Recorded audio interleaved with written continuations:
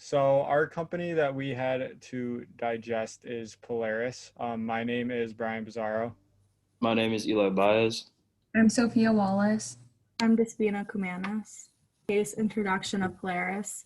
So Polaris is an American manufacturer of motorcycles, snowmobiles, ATVs, and electric vehicles. Polaris was founded in Roseau, Minnesota, where it still has engineering and manufacturing. The company's corporate headquarters is in Medina, Minnesota.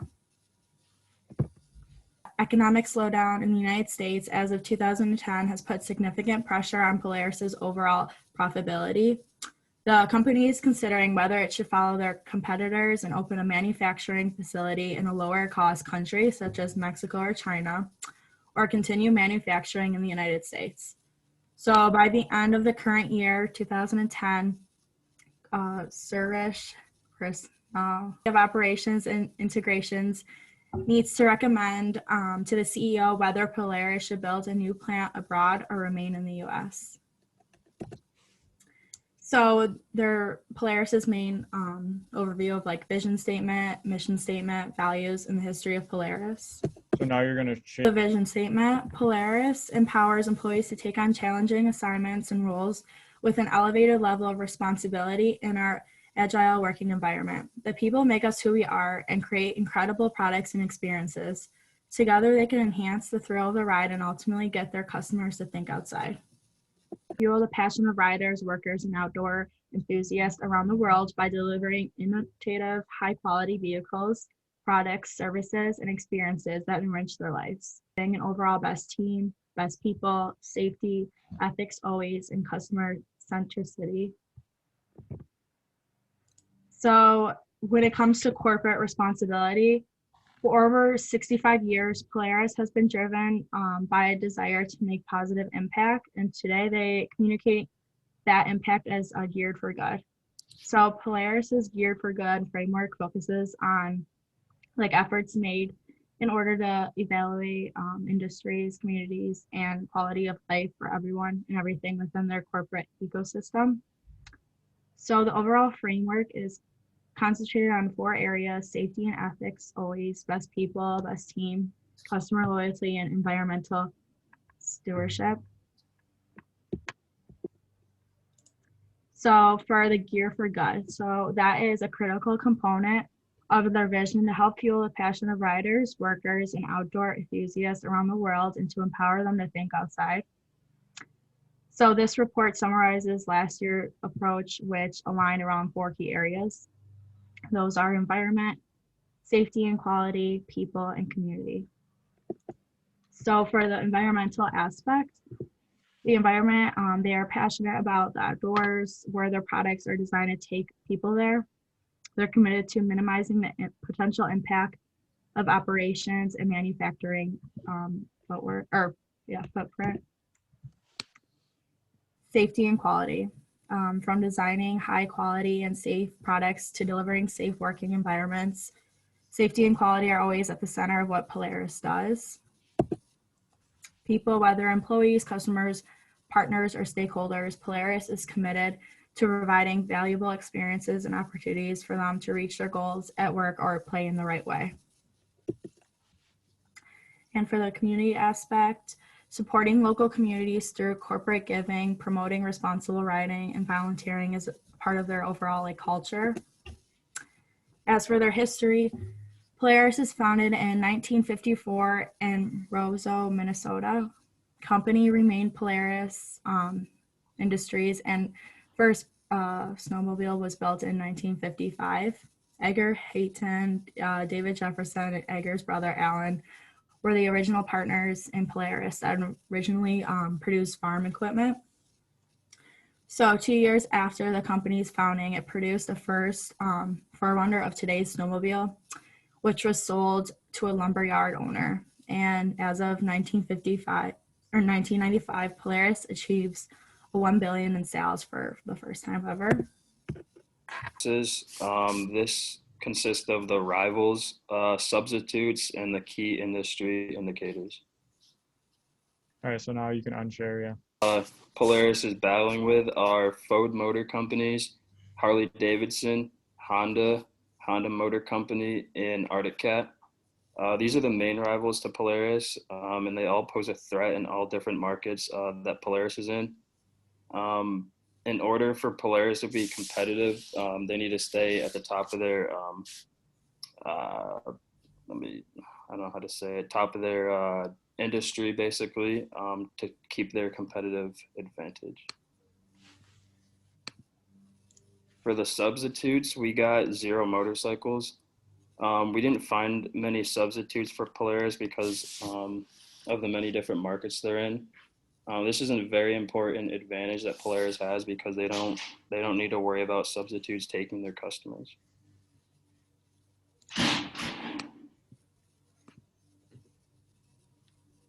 The key industry indicators is the market size, the market growth, number of companies, the pace of technological change.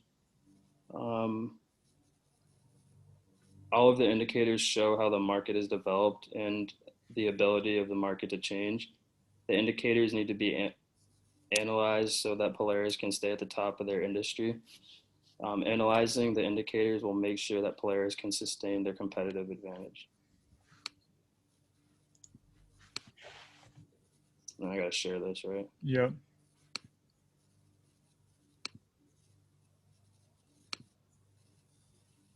Good. All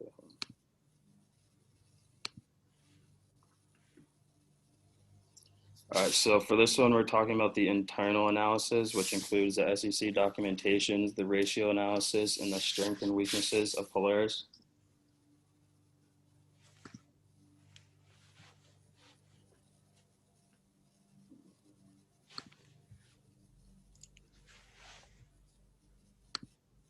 So the SEC documentation includes the good capital expenditure.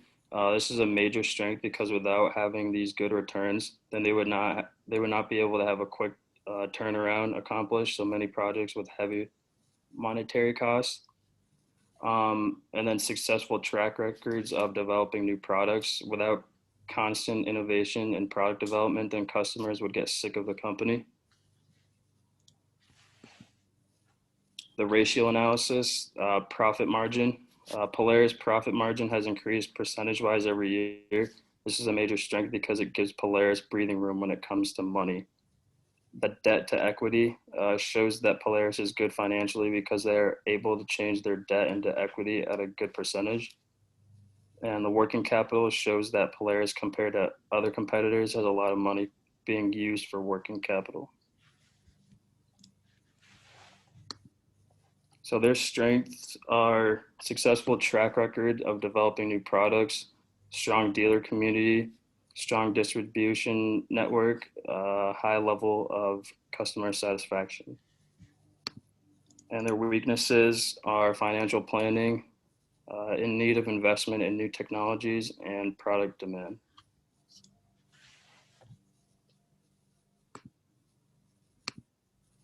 Go ahead and share my screen. Yeah.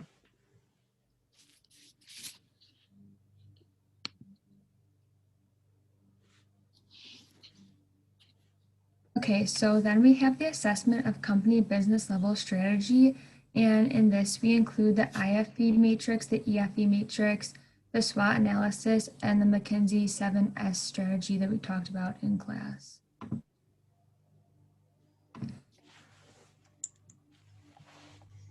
So for the assessment of business level strategy, we made a conclusion of the top two, which would be the strengths and opportunities and weakness and opportunities. So for the SO, we said profit margin and investment in R&D would be the best because that will lead to the most growth for the future of Polaris and all of their indentures.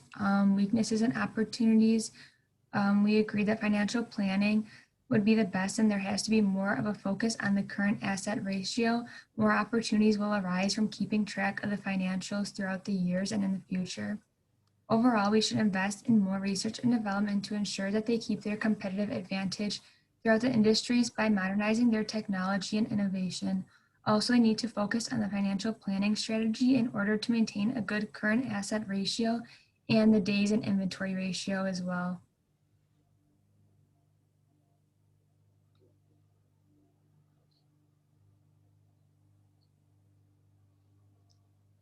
Here we have the assessment of company corporate level strategies, and here we have the current portfolio for Polaris. The corporate scope changes over time, and then Polaris as a multi-business company, and also we included the 2B test.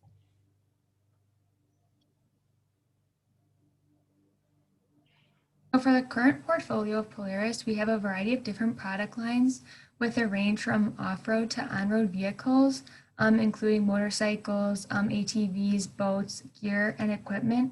And also throughout the years, there have been many different changes in beneficial ownership from one president to another and other people in top management positions. And then the corporate scope over time, the main focus was that in 2017, was to the public, and there were 5 main points that they wanted to alert the public of. The first being the best in power sports. That's what they wanted to be known for. Growth through adjacencies of the corporation, global market leadership. They want to be like the top in their game, and safety and quality. While maintaining their competitive edge, they wanted to ensure that their products were safe and of high quality for their customers. And they also wanted to be a productivity powerhouse, always like innovating and creating new products and ideas in their industry. And then as a multi-business company, they have many lines of business, as we've previously mentioned, motorcycles, ATVs, boats, etc. But they have the one core business being Polaris.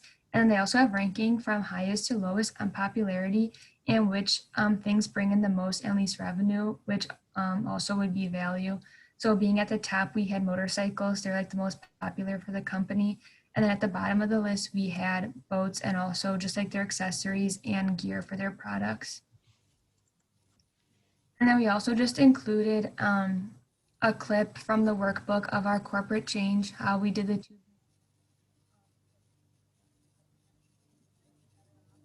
We said Polaris is better off determining their objectives to the public because that way it is known their goals and intentions for the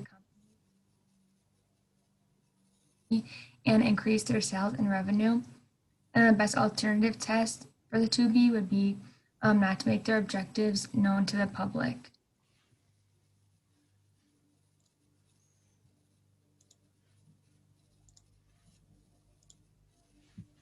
All right, so I had the identification of strategic challenges. We came up with, about 6 to 8, but I'm going to go over our top 4. So we came up with, COVID-19 being a very strategic challenge.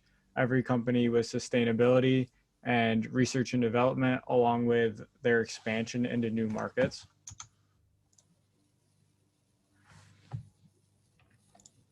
So challenges facing Polaris due to COVID-19 is that Polaris will have to be more online present. As of right now, they're not really doing much, Zoom, face-to-face interactions about their vehicles and stuff like that. Polaris will also have to train their employees on how to sell their products without being like face-to-face with a customer in stores. The production of their products might slow down because suppliers may not be able to transport some of the parts due to where they're from with the COVID-19 restrictions, and they will have to make sure they keep up on their days in inventory and other stuff along the lines of that. Challenges facing Polaris due to sustainability. Like I said before, all companies face the challenge of trying to maintain sustainability. Polaris can make sure that they are sustainable by keeping their days in inventory low and having a good and high asset turnover ratio. This is one of the most difficult challenges that Polaris has faced with because of the industry that they're in. With the motorcycle industry being predominant for them, it is very difficult to maintain sustainability within that industry because of the niche market. People will only buy the product if they're really into it. They're not just going to impulse buy it. They're going to be, having to take out loans and all that. So they're not just going to buy it off of impulse.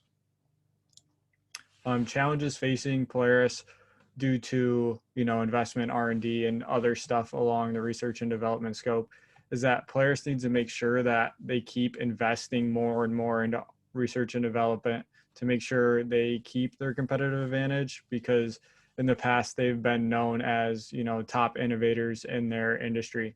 So they need to make sure they keep investing into that. So more challenges they face with R&D is that if they don't continue to invest, they may fall behind when it comes to, new innovation and new technology.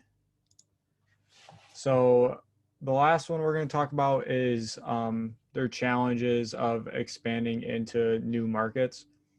The main challenge with companies, especially Polaris, trying to get into new markets is they need to make sure that market is strong and there is enough room for them to get into the market and that they give out a competitive product to offer consumers.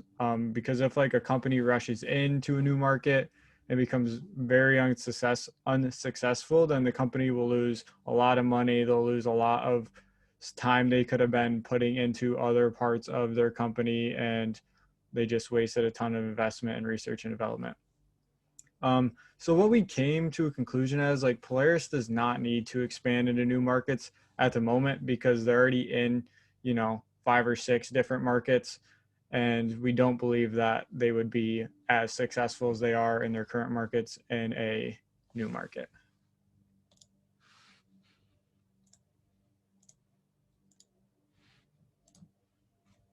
All right, so last and final, we have conclusions and recommendations. So I'm just gonna go over, the success of Polaris and how they got there. And then after that, we're gonna end with suggestions to Polaris to attack different strengths, weaknesses, opportunities, and threats.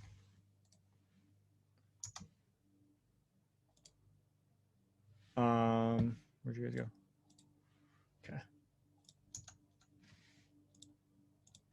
All right, so the success of Polaris. Polaris is very successful because their ability to come up with new innovations and new technologies. Like I said before, they have always been known as the leader in new innovations and breakthrough technology in the motorcycle industry. So that's why we strongly encourage them not to go into a new market. The reason why this makes them successful is because it gives them a huge competitive advantage because they get to the new technology first. They also have a very high profit margin, which, in business means that you are very successful, and they have the ability to use this high profit margin in various ways, which gives them more ability to, use that in investments in R&D and new technologies, and maybe, looking into new markets, but not fully investing into new markets. The high profit margin is actually what makes them the most successful, just because their ability to, maintain their status as the best, and it helps with employee regulations because of the demands that the employees have. They can meet those with higher pay quality. So the recommendations that we would give to Polaris is that, like I just said, with having such a high profit margin, they should do more investing into R&D to make sure that they keep their competitive advantage and, stay on top of the new innovations and the new technologies and stay at the top of their market. Like Polaris is known for having high level of customer satisfaction. So we recommend for them to, make sure their employees are trained to communicate well over the phone and internet, make sure consumers can see, their products online and have a good overview of that product without having the need to come in stores and feeling safe. And like I said before, COVID-19 is a huge threat. So this is a change that they have to make fairly soon. And Polaris recently has been bad at product forecasting, which could make them become unsustainable. So like we said before, the main threat is unsustainability. So they have to make sure they get people in to be better at product forecasting, or, train their market analyzers better. Like I said, hire new people in that area. And if they don't fix this, this could be a major downfall of Polaris and could lead to their end.